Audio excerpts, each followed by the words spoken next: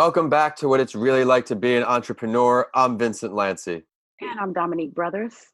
Whether you're already an entrepreneur or looking to start your journey tomorrow, or are just someone who needs a little extra motivation to get through the day, this is the perfect podcast for you. Each week, I will interview a different entrepreneur from across the globe. I will continue to offer episodes in all industries to provide you with many different perspectives. You never know which motivational journey will inspire you most. Each guest will take you through their story and help you learn from their successes and lessons learned. If you enjoyed today's episode, please rate the show 5 stars and continue listening by subscribing. Today's guest has an incredibly inspiring story of perseverance that will leave you ready to tackle the day. She has an authentic story of starting a business in her home and turning it into a storefront. Dominique is the co-founder of Impressively Pink Fashion Supply Company, your number one source for all things impressive. What differentiates her company and has helped her aid to her success is by putting a focus on values, communication, and making sure each customer leaves satisfied. The company has come a long way from its beginnings in a bedroom closet and an online store, and Dominique will take us through the ups and downs of that journey. Impressively Pink is now serving customers worldwide, so if your dreams are to go global, this is the perfect episode for you. I'm very much looking forward to learning more of your story, so allow me to please introduce Dominique Brothers. Dominique, thank you for coming on the show. Thank you so much for having me here. Dominique, would you please introduce yourself to our listeners a little further without giving away too much of your entrepreneurial journey, and then we'll get going. Of course. I was actually born in Atlanta, Georgia, many years ago, but I will actually say that I was raised in Buffalo, New York, so it's a little bit of both, pretty much northern and southern. I attended high school and college there. I recently got married to my husband, Justin. We have a total of 5 children, and we currently reside in the Tampa, Florida area. And a couple of my favorite hobbies are traveling, shopping, of course, and reading on my downtime. What book are you on right now? What's on your nightstand? There is a couple of them, actually. There was one by Rachel Hollis, and it was the one. I've been seeing that book everywhere. Actually, her face. It's the one, Girl Stop Apologizing. Yeah. That is great. That is great. She has another one that I'm about to get started on as well. I'm glad she's being a source of inspiration for you because you're doing such great things, and I think it is a perfect time to get into the big 5. On each episode, my guest and I will go over these 5 questions to help you, the listeners, learn what it's really like to be an entrepreneur. You ready to go, Dominique? Yes, I am. So when did you realize that you either weren't happy with what you were doing or you just needed some kind of change to truly start this entrepreneurial journey? Please share your story. Well, again, Impressively Pink was founded in 2017, and it is dedicated to giving you the very best of women clothing, shoes, accessories, and beauty products. And as you said, focus on our values, communication, and making sure each one of our customers leaves satisfied. I worked in retail since I was about 16 years old. So you pick up and you learn a lot. And I also noticed as time went on, it seems like the corporate world was pretty much leaving what was important in when it comes to customer service. So I seen where a lot of times the customer wasn't first, or, they have this thing saying that the customer is always right. I started seeing us fall out of those habits. And I said, I could make a change. I could do this myself. I had became a trainer. I had became a manager. I had became a store manager. And I seen the ins and outs of the day-to-day and meeting vendors that came from California and China. So, this was a long time ago. We're talking about maybe 2004, 2005, Wow. when I really, really got into it and became my manager. And then I want to say when Instagram came along and social media got really heavy, that was probably about 2012. There were a lot of online boutiques coming across, and I noticed a lot of them weren't giving their all as well.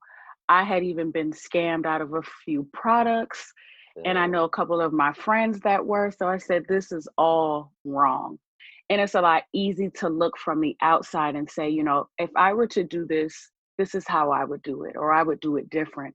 And I'm like, well, why not put towards my skills that I already have from the corporate world? Because I don't like working for someone. So I knew the 9 to 5 just wasn't for me. I was always good at what I did when it came for working for corporate companies, but I wanted to do it on my own terms. It really didn't come up as an idea until I want to say around that time, 2012, 13. And I had a lot of friends and people who knew me and was like, Dominique, you can put so much stuff together. You can Yep. take this outfit and put it with this and do this. Why don't you do that? And I was like, no, that's probably not, a good idea. And I had my really close friend, who's also my best friend and my business partner. She said, that's a great idea. She said, why not? And I said, okay. I said, let's move forward then. And I'm gonna have to say the hardest part about it was probably picking out the name. Um, but Absolutely. once we did that, that here we are now. Everything fell into place. We got the name, and I just did a lot of research, did a lot of studying, and we bought the name. I want to say the end of 2016, and we launched June of 2017. Just like that. Yeah. Yes, Um, well, you're doing awesome. I mean, it's extremely thank inspiring you. as well. Just because a lot of people, they think that their dreams are just that, but you're a perfect example. You really did start in your bedroom, putting ideas together with your best friend, and now you're serving customers worldwide. But now that you've been on this entrepreneurial path, you've decided to take the skills you've learned in corporate. I think that's a great way to put it. What would you say one or two of the most difficult parts of being an entrepreneur are for you? I want with anything that's beyond your control. There's some things you're just not going to have control of. Yeah, You can't help it. But if you let it bother you, then it's going to destroy you. If you continue to worry about it, it's going to destroy you, and you're not going to be able to move forward, go to the next step. It's all a learning process. I will have to say another thing is that comes with that is facing uncertainty. I mean, your idea could make you a billionaire, or it could put you in debt for a decade if you don't know what you're doing. Uncertainty is a killer. You spend as an entrepreneur, the easier these things become. Some of them will go away naturally, and some of them become easier to deal with. And the longer you go along, the more benefits you'll be able to reap. You pretty much just muscle your way through those early stages, never lose sight of your final goals. absolutely. What's something that maybe you could help our listeners with here that helps you really stay on top of just focusing on your goals, not letting that uncertainty affect you, or maybe exercise? Is there techniques that you use to kind of stay focused, not let that uncertainty get the best of you? One thing I will say is what keeps me motivated and keeps me going is music. Love it. When Let's I talk put about it. music on, when I put music on, I'm ready to work. I'm focused. It just gets me in a really good mood. And I know that's for a lot of people. But another thing also, I think about how far I've come. This is year 3. And I always say there's no turning back. There's no way I've worked this hard and have gotten this far to say, you know what, this is it, it's done. Or I come across, a challenge, and then I say, that's it, I'm going to quit. You can't do that. I love the mindset. You have to persevere as an entrepreneur. A lot of things you're going to have to not do correctly and then tweak it a little bit and do it again, which means that you will quote unquote fail and learn that lesson maybe 10 or Yes. 15 times. And if you're not persistent, I was recording an episode recently, and the spotlight story at the end of the show was the gentleman who created Zoom, and he got denied entry to this country 8 times, and he tried again a ninth time, talking about persistence, and then came into this country, worked for a Silicon Valley startup, then create Zoom. And it took 8 years to get where Zoom is today. So people that want overnight success, myself included, I'm going on the 7th year of this speaking, books, now podcast, brand, and you always want to know now, but you have to Yeah. keep putting in the work. But there are a lot of lessons learned, like we keep talking about.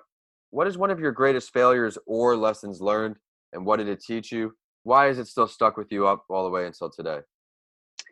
One thing that has really stuck with me, growing up, I remember my father telling me that failure wasn't an option. Everything in life is a lesson. So I have to say that dealing with life itself has taught me what does it kill me, kills you, makes you stronger. So I don't even look at it as a failure. It's like, you know what, that was a lesson learned. And as long as you learn from your lessons, you'll have a better outlook on, any other challenges that come your way. If you look at it as a failure, then you'll start thinking, the negative stuff. And I believe that if we focus on the negatives in life, we start to worry, which can lead to many other issues, and it can begin to impact our mental health as well. And while worrying, we're not focused on our next moves and what we could be accomplishing. So I think worrying where we may have quote unquote failed at, if that's how you want to look at it, Yeah. you don't have time to focus on, your positives, what you have accomplished and what you could be doing next. I couldn't agree more. You can't look at it as a failure because then negative mindset starts to kick in, and like you're saying, it can affect your mental health. Got to just keep pushing and keep learning. But if you had the Yes. one opportunity here, Dominique, to sit down and have a conversation with any entrepreneur, can be dead or can be alive, who would you pick? Let's talk about it. Oh, I have so many. We can I'm talk gonna about a start few. with her name is Misa Hilton. And I actually just watched this documentary that she was in called The Remix on Netflix. And it was about hip hop fashion. Okay. And back in then, this was like the early 90s when she first got started. And of course, back then, a lot of females, African American at that, had to sit in the background. A lot of people didn't know that she was behind, big stars like Little Kim and Mary J. Blige, and this is who was styling. A lot of people thought that, this was men or, these were big names. Another one that's pretty good too is a lot of people have just now really been getting onto the story with Dapper Dan as well. He's another one, and and he's just now collaborating with Gucci, and that took years. Just like what you were speaking, with the creator of Zoom, it took so many years. They constantly got told, "No, we're not going to do this. We can't show your face. We can't let them know. You're not allowed to do this." And he was taking, like Fendi prints and Gucci prints and making his own outfits out of them. And now, if you look at it, Gucci, Fendi, all those big names, they're making their outfits just like that. And now he's collabing with Gucci. So after a while, it's kind of like, what if you can't beat them, you join them. And look at how positive that's been for him, So that helps many people like me, because we still face those obstacles. It's not, as crippling as it was back in the 90s, but you can't worry about who's telling you no. If you see something and you have a vision, you have to move forward and you have to keep going until these people are actually speaking your name and your brand. That was just a powerful statement there. That's so inspiring. You have to keep going. And I could see the motivation in you as we're filming this right now. You're at just the beginning of what you're about to accomplish. And you talk to a lot of successful entrepreneurs and business people in general. The learning never stops. You have to keep learning. And as I said in the beginning of the show, part of my mission on this show is to offer as many different industries because you never know which perspective is going to stick with you best. And now here we are, you're in the clothing industry, and we're speaking on motivation and inspiration from those who've been in the music industry. Yes. Oh So, yeah.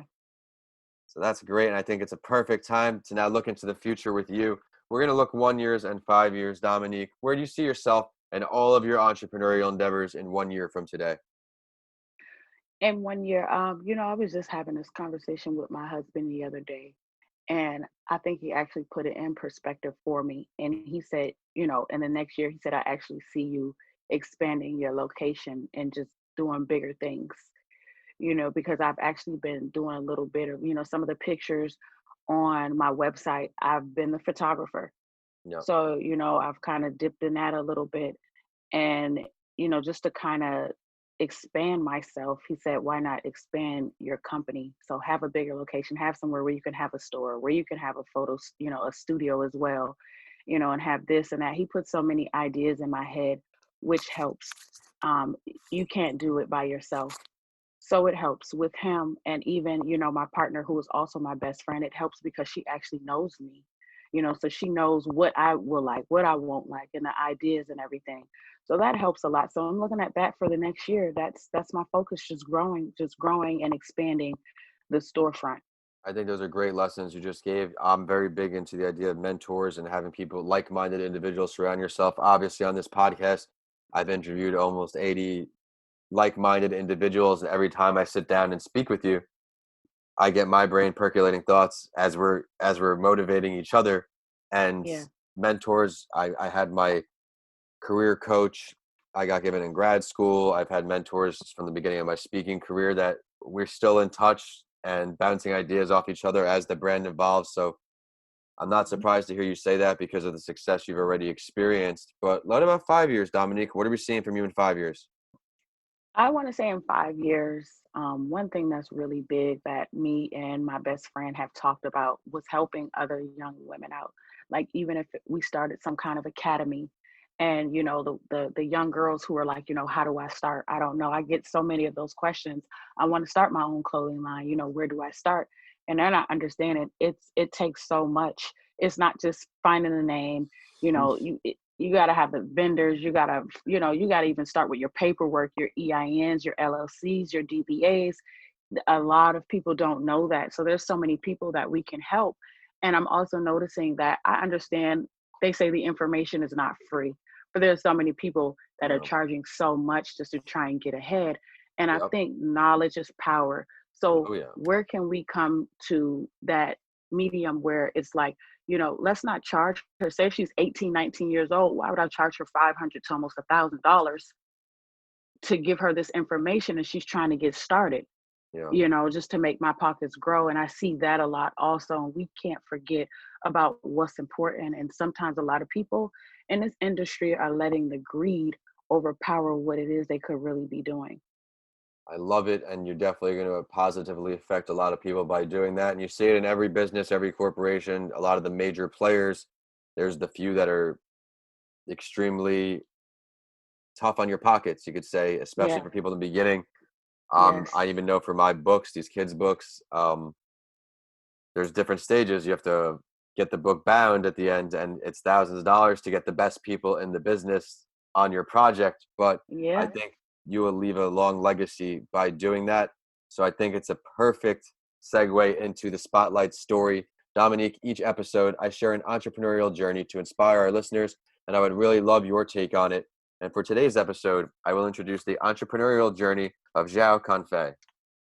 This Chinese entrepreneur is the founder of Lens Technology, and as of 2015, her net worth had already hit 10 billion USD.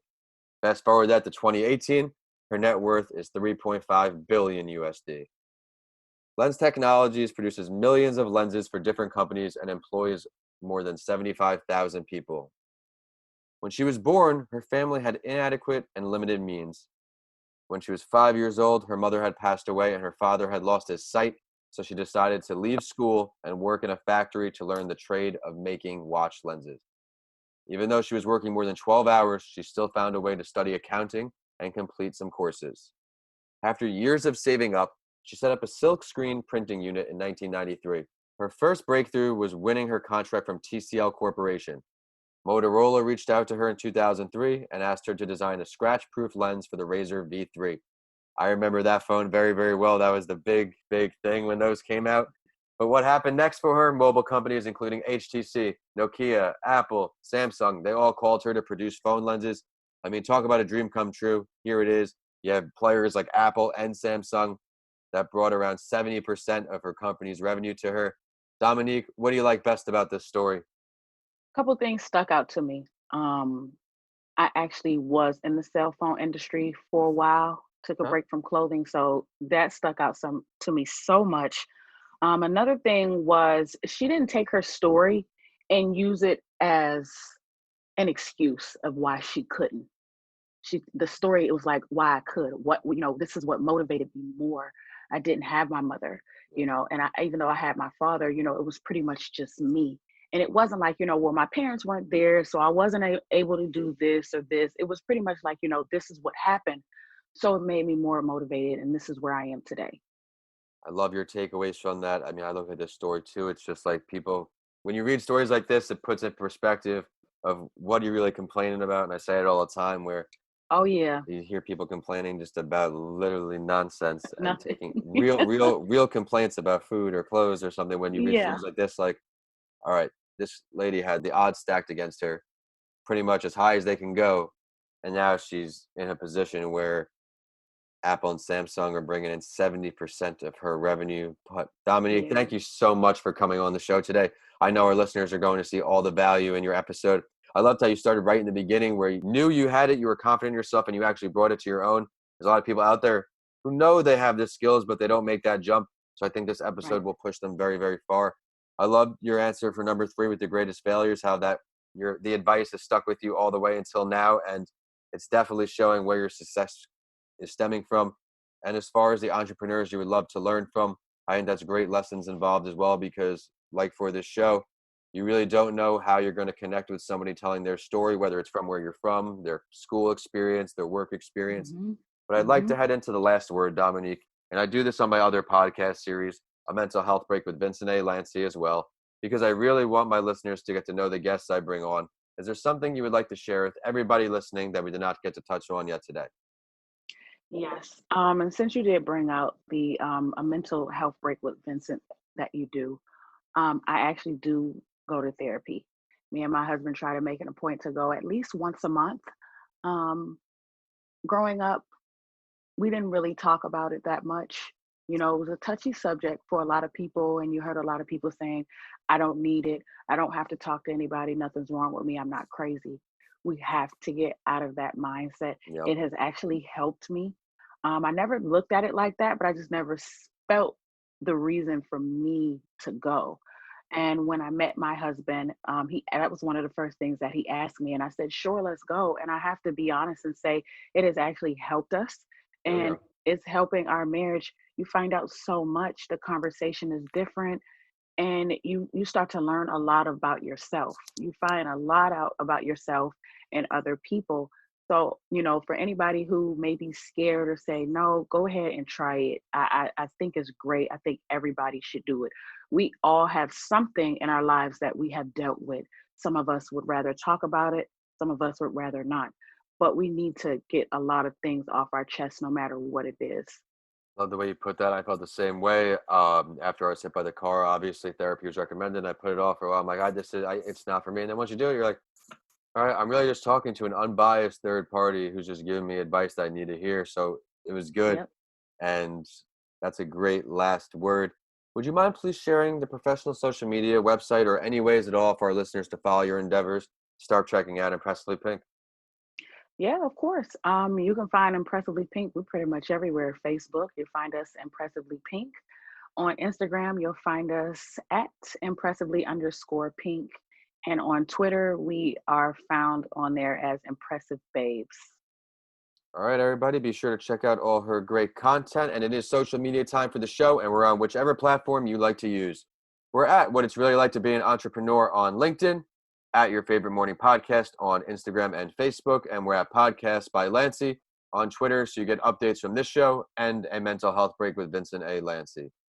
Of course, my handles are at Vincent A. Lanci on all social media and YouTube, and my website is vincentalanci.com. If you check out my books, DM me. I would love to hear from you. We have Left for Dead, A Story of Redemption, and How to Transform Your Mindset When the Norm is Changed. Both are on Amazon now. And as always, I will end the show with a quote that inspired me, and I know it will for you too. This one is from Zhao Kunfei, the entrepreneur from today's Spotlight story. She said, quote, "My father had lost his eyesight, so if we placed something somewhere, it had to be in the right spot exactly, or something could go wrong. That's the attention to detail I demand at the workplace." Thanks for listening, and I'll see you all on the next episode of What It's Really Like to Be an Entrepreneur.